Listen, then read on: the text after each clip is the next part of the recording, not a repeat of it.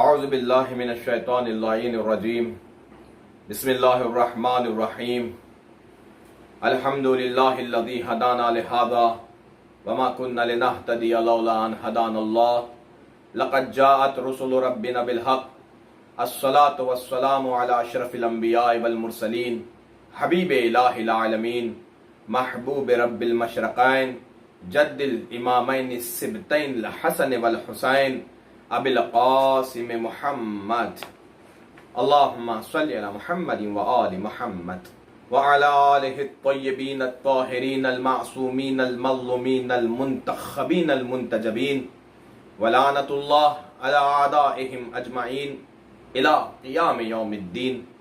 اما بعد فقد قال اللہ تبارک و تعالی فی القرآن الحمید وهو اصدق الصادقین وقوله الحق. بسم اللہ الرحمن الرحیم یا ایہا الذین کتب علیکم الصیام کما کتب علی الذین من قبلکم لعلکم تتقون. عزیزان محترم معزز سامعین، سلام علیکم. جیسا کہ اس آیت کے ذیل میں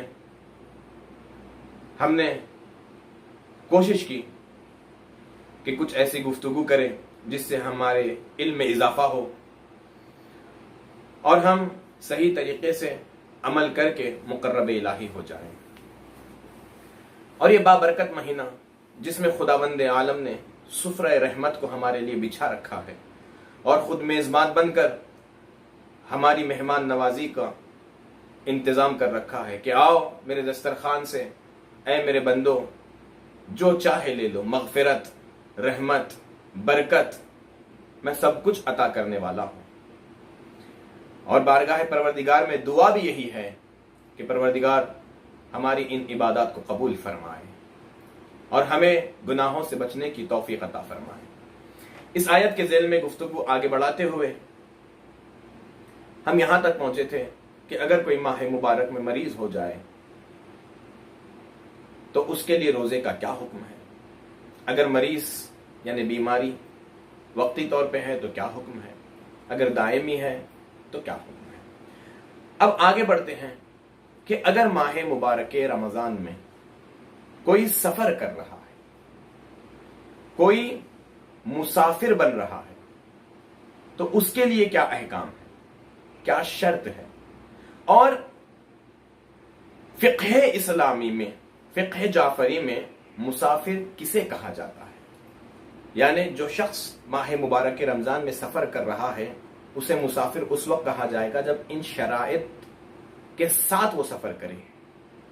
یہ شرطیں پائی جائیں. پہلی شرط کہ جو سفر کر رہا ہے وہ اپنے وطن سے، اپنے شہر سے اتنی دور چلا جائے کہ جہاں پر اس کی نماز بھی قصر ہو جاتی ہے، یعنی 8 فرسخ حد ترخص پار کر جائے.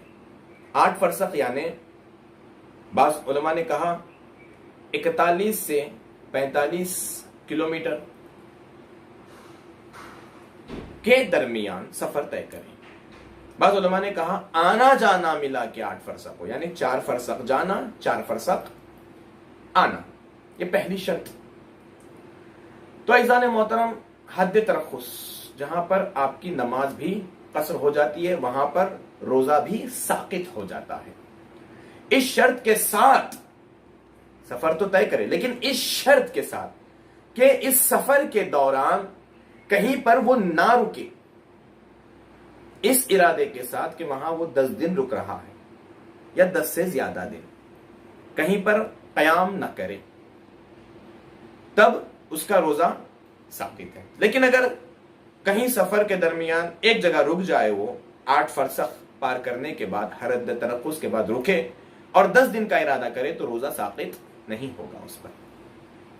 سفر شروع کرتے وقت 8 فرسخ کا ارادہ کر کے نکلے، پہلے سے ارادہ ہو کہ میں اتنی دور سفر کر رہا ہوں. پھر اس کے بعد سفر شروع کرنے کے بعد اپنا یہ ارادہ ختم نہ کرے.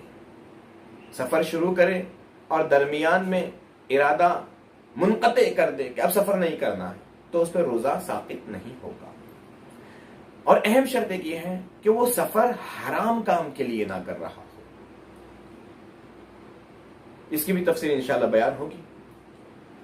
اگر حرام کام کے لیے ہے تو روزہ معاف نہیں ہوگا، ساقط نہیں ہوگا.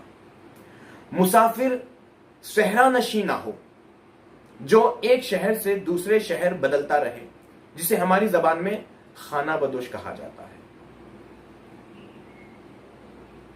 مسافر ایسا بھی نہ ہو، اور مسافر کثیر السفر بھی نہ ہو. انشاءاللہ اس کے بارے میں بھی بیان ہوگا.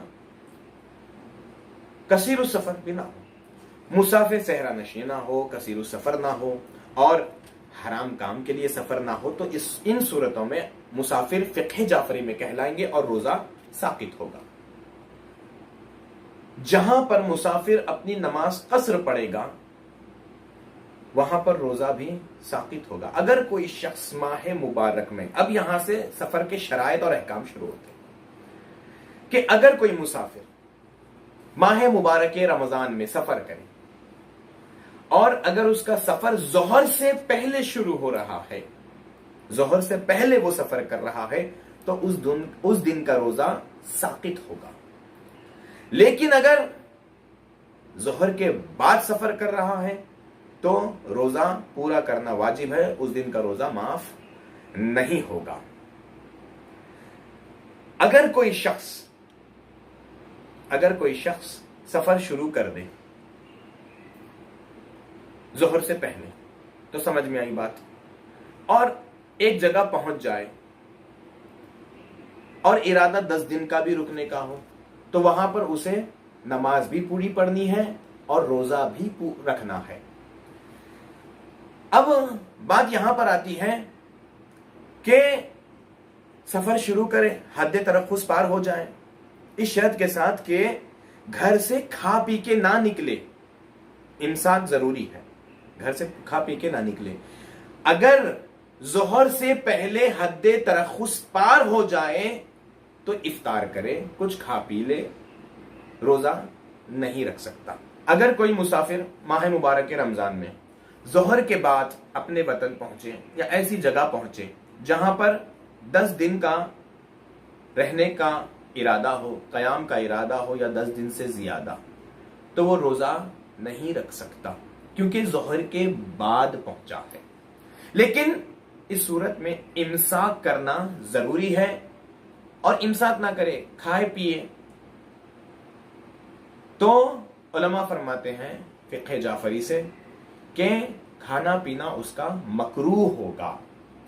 لیکن اگر کوئی مسافر ظہر سے پہلے ماہ مبارک رمضان میں اپنے وطن پہنچ جائے، ظہر سے پہلے، یا ایسی جگہ پہنچ جائے جہاں پر 10 دن رکنے کا ارادہ ہو، قیام کا ارادہ ہو یا 10 دن سے زیادہ، تو روزہ رکھنا واجب ہوگا.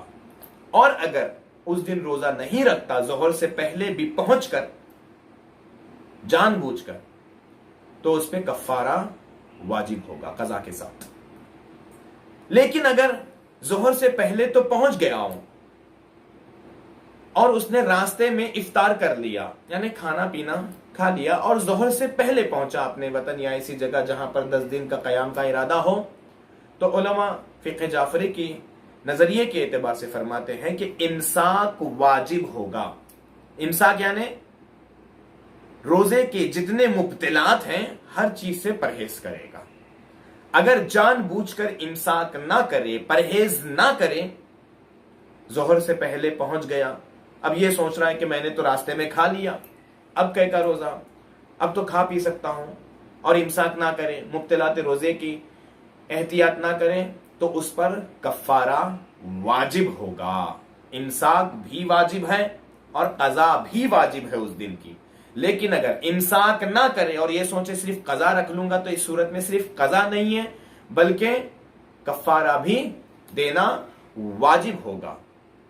تو عزیزان محترم، اب یہاں پر ایک حکم بیان کر دوں. کثیر السفر ایک بہت اہم مسئلہ ہے. کثیر السفر کسے کہتے ہیں؟ مسافر ہے کوئی،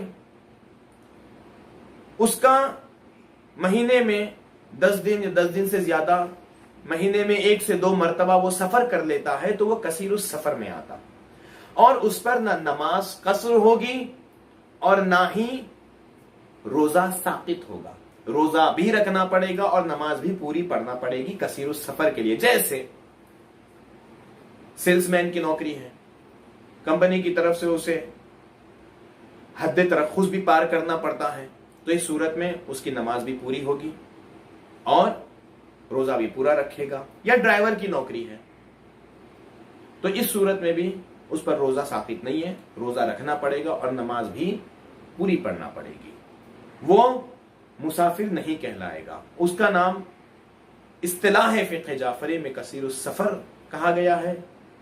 کہا کثیر السفر پہ روزہ پورا ہے، نماز بھی پوری ہے۔ تو لہذا اس لیے ہمیں یہ احکام معلوم کرنا ہے تاکہ ہم صحیح طریقے سے عمل کر کے خدا نے جو روزے کا مقصد قرار دیا ہے اس مقصد کو حاصل کر سکیں، جو تقوی الہی ہے اور تقرب الہی ہے۔ اور اسی کے ساتھ دعا ہے کہ پروردگار اس ماہ مبارک رمضان میں ہمیں عبادتیں کرنے کی توفیق عطا فرما، اور جو تو نے برکتیں اس مہینے میں نازل فرمائی ہیں اور جو روزے داروں کے لیے ثواب، انعام، جزا رکھی ہے انہیں حاصل کرنے کی توفیق عطا فرما، اور ہم سب کو روزے داروں میں شمار فرما۔ اور اس ماہ مبارک رمضان میں ایک دعا کے لیے ہر معصوم نے کہا ہے، وہ ہے اپنے امام، اپنے وقت کے امام کے ظہور کی دعا، ان کی سلامتی کی دعا۔ تو لہٰذا یہ بھی دعا عبادت ہے، تو ہم سب مل کے دعا کرتے، پروردگار منتقم خون حسین، حجت العصر، صاحب الزمان، ہمارے امام وقت کے ظہور میں تعجیل فرما اور ہمیں ان کے آوان و انصار میں شمار فرما، نہ صرف شمار فرما بلکہ ان کے لشکر میں ثابت قدم رہنے کی توفیق عطا